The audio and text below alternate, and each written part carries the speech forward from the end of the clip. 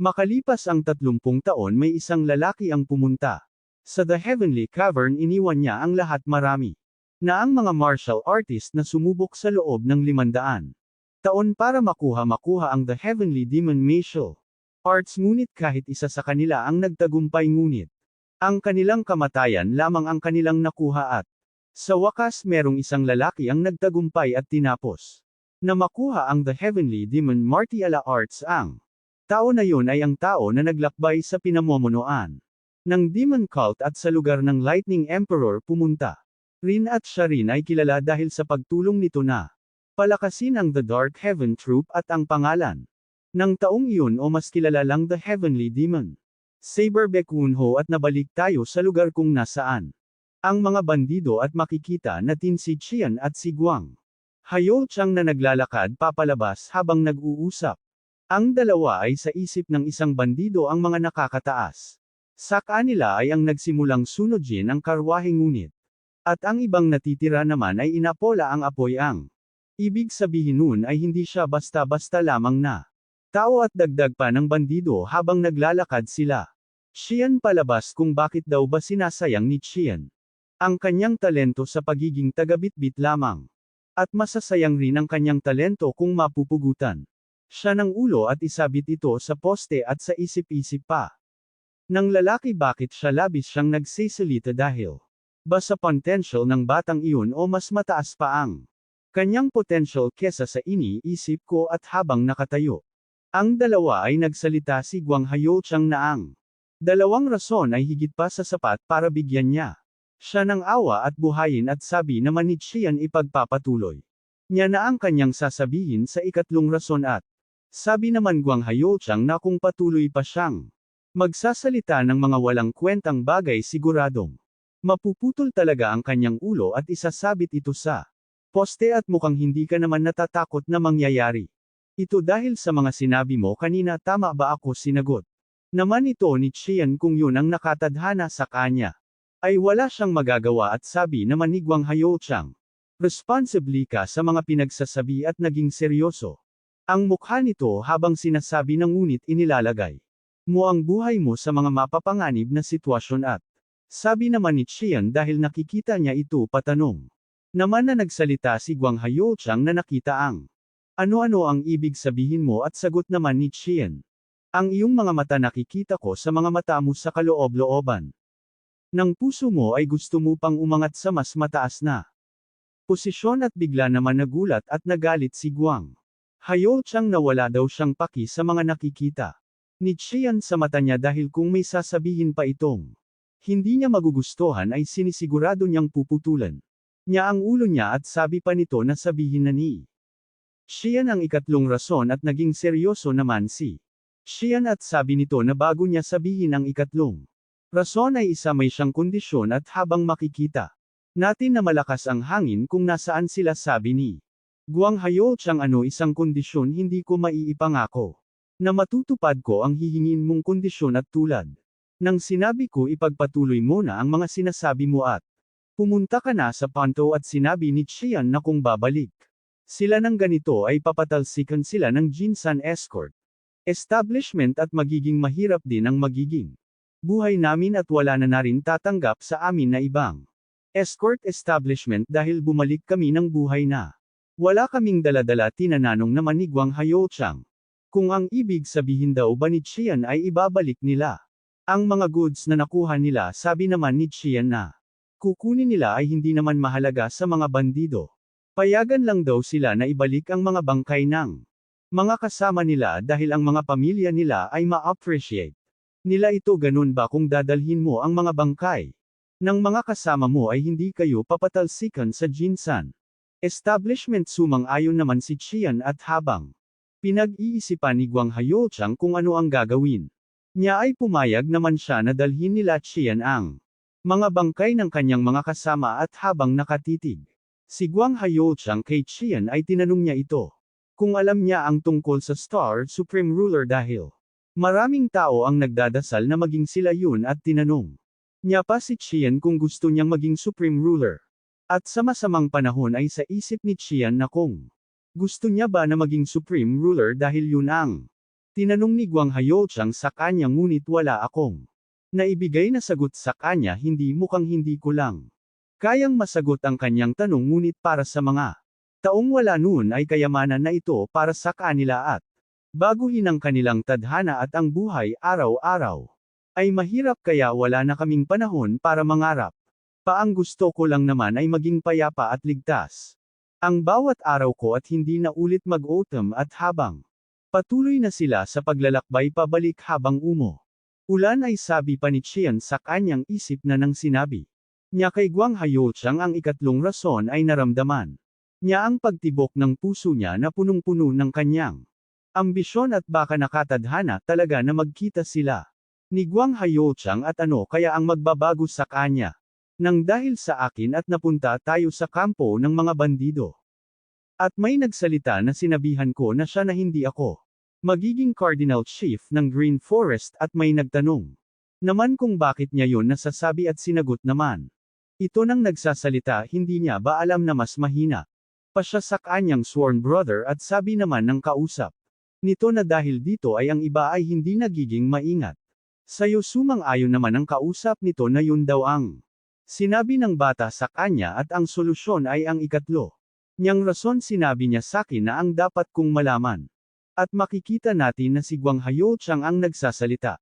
At ang kausap niya naman ay tinanong siya kung ano ang sinabi ni Qian at hindi naman tumangging sumagot si Guang Hayochang na ang sinabi sa kanya ni Qian na malinlandas ang tinatahak ng 18 strongholds ng Green Forest, at dagdag pa ni Guang Hayochang na sinabi din sa kanya ni Qian kung magpapatuloy sa pakikipag kompetensya ang mga kapatid niya ay hindi kinalaunan.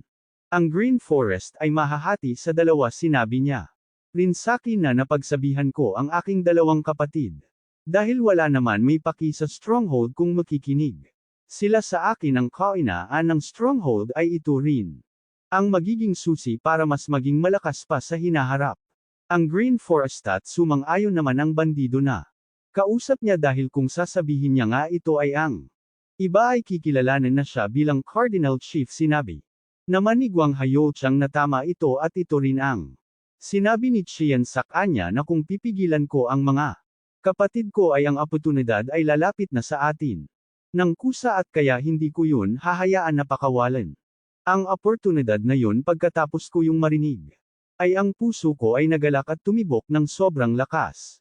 At nagulat naman ang bandido sa kanyang narinig at dagdag pa ni Guang Hayochang dahil kahit anong pigil ko pa at pakalmayan ang sarili ko ay napalabas niya ang ambisyon na nakatago sa aking kaloob-looban. At sabi naman ng bandido kung gayon pinayagan mo sila na dalhin ang mga bangkay ng mga kasama nila kasama ng mga wagon.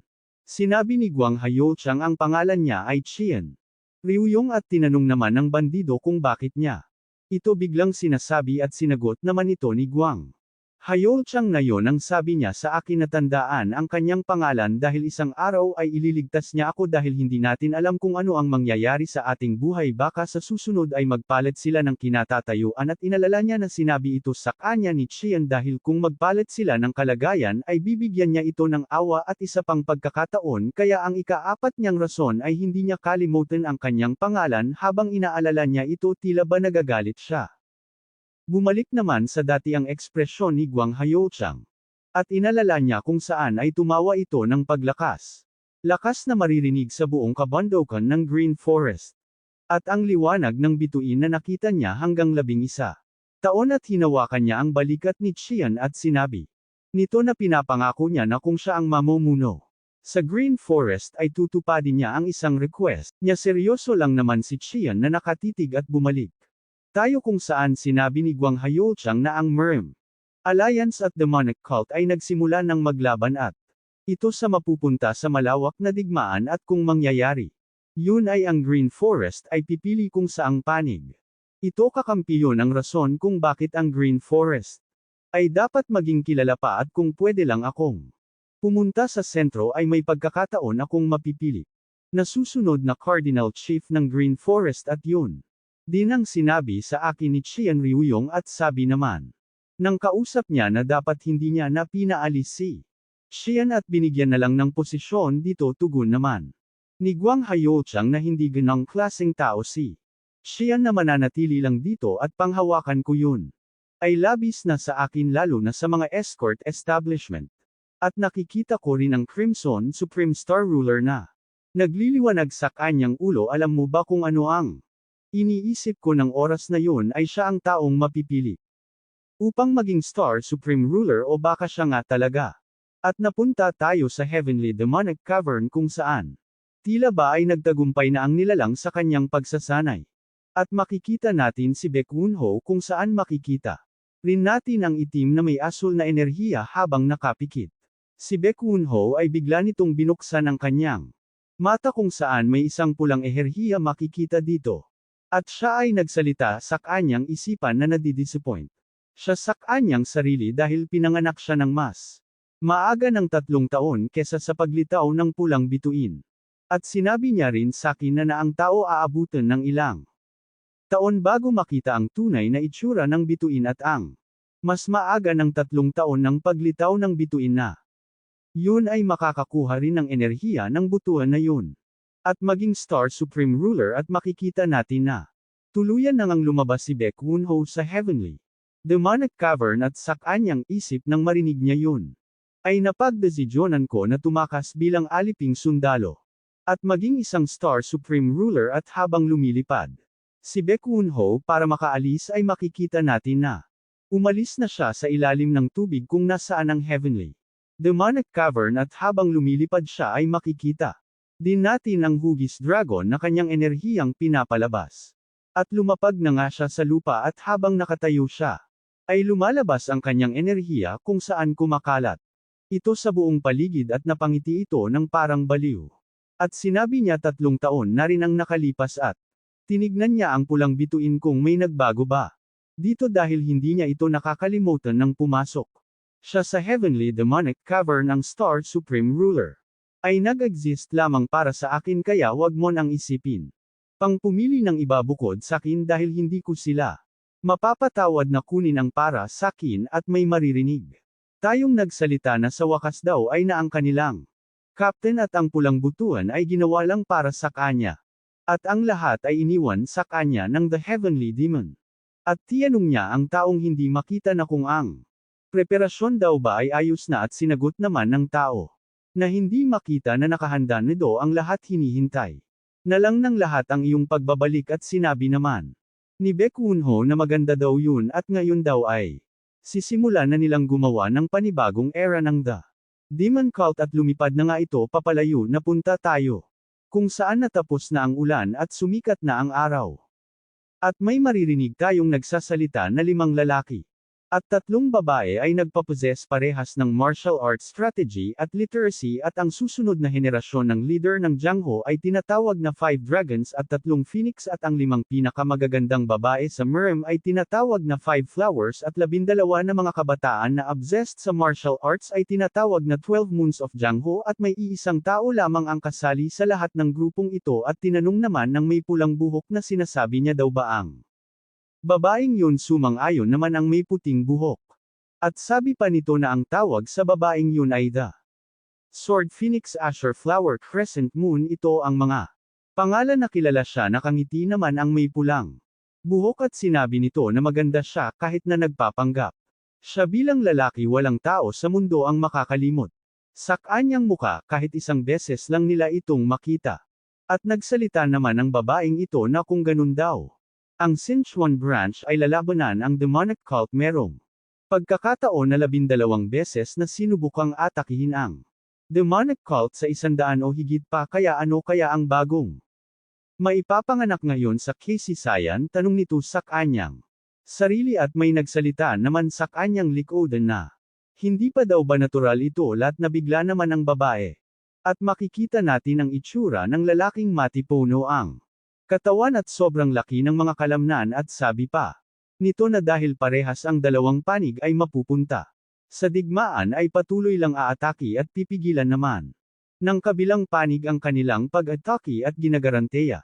Kusay nyo natatakbo ang mga yon na parang aso na tago ang kanilang mga buntot sa pagitan ng kanilang mga paa. At tinawag naman ito ng babae ang lalaki at Nakangiting tumoga naman ang lalaki at tinanong ng babae kung ano ang itsura niya ngayon. Sinagot naman ito ng lalaki nang nakangiti na tulad peren ng dati ang iyong itsura dahil sumuot ka ng damit pang lalaki ay mukhang lalaki ka naman. At sabi naman ng babae na mukha siyang babae dahil alam niya at wag siyang magkakamali. Sa pagtawag sa kanya sabi naman ng lalaki na wala namang ibang tao dito kaya hindi na yun kailangan pa dahil dito ay nagalit ang babae. Kinabahan naman ang lalaki. Sinabi nito na yes sir, ikaw ay magaling na captain ng Mystic Martial Squad 5 dahil dito ay pinagsisigawan niya patuloy ang lalaki na tawagin na lang siyang captain. Wag nang pahabain pa at pinigilan niya ang babae. At sinabi nito na bakit naman ang isang captain ay tatawagan siyang Ajushi. Nahihiyang sumagot naman na Bebe na dahil tinawatag niya siyang miss kaya hindi niya namalayan na natatag siyang ganun at malalaman natin vice captain pala ang lalaki at wag na daw silang gumawa pa ng pagkakakamali simula ngayon. At masayang sinabi nito na umalis na sila dahil kung gusto nila makarating ngayong araw sa Sichuan branch kailangan nilang bilasan kahit na mukhang malapit lang ito ay malayo talaga ito. Sabi naman ng lalaki na hindi nila kailangan magmadali dahil ang mga taga-demonic cult ay 3 araw pa bago makapunta sa Sichuan branch. Kaya hindi natin kailangan makapunta agad doon ngayong araw dahil magkikita-kita tayo ng iba pa nating kasamahan. Bukas ng umaga hindi naman nakikinig ang babae at nagpatuloy lang ito sa paglalakad at sinabi na lang ng lalaki kung ganun meron pa naman tayong oras para tignan ang sitwasyon sa Sichuan City dahil baka possibly ang mga bastardong mga taga-demonic cult ay may nakalusot sa kanila sa market. Nakalusot possibly ba ito? Sabi ng babae kung ganun gawin din nila ito at napunta tayo kung saan. Sinabi ng may puting buhok kung bakit ba nila inoobserbahan ang babaeng yun. Sabi naman ng may pulang buhok dahil ang babaeng yun ay variable ang kanyang sarili na iimpluwensyahan ng mga taong nakapaligid sa kanya. At nang lumubog na ang araw at naging gabi na ay sa Sichuan province sa Chengdu may maririnig tayong nagsasalita. Tila ba naiinis ito na kung nag-make sense pa ba yun at kung bakit niya yun nagawa. At habang papalapit tayo kung saan may nagtatanong kung ano daw ba ang mali niyang nagawa kung bakit siya pinatalsik siya. At alam nilang ganun ang ugali ng chief ngunit hindi nila inaakala na ganun kalala at makikita na natin.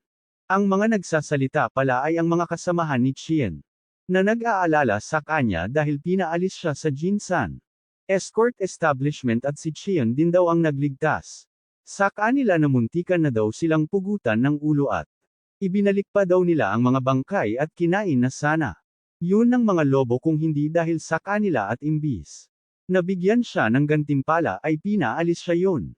Katawa-tawa dahil kung sila ang humarap sa mga bandidong yun ay siguradong naihi na sila sa sobrang takot. At ang babae at lalaki naman ay patuloy lang na nakikinig sa pinag-uusapan ng mga kasamahan ni Chien dahil napakatapang daw ni Chien nang hinarap niya ang stronghold ng Mount Aso. Ang bastardong chief ng Jinsan establishment ay dapat yung nakita at nagkatinginan naman ang dalawa at sabay silang nabigla sa kanilang nang marinig nila ang tungkol sa stronghold ng Mount Aso.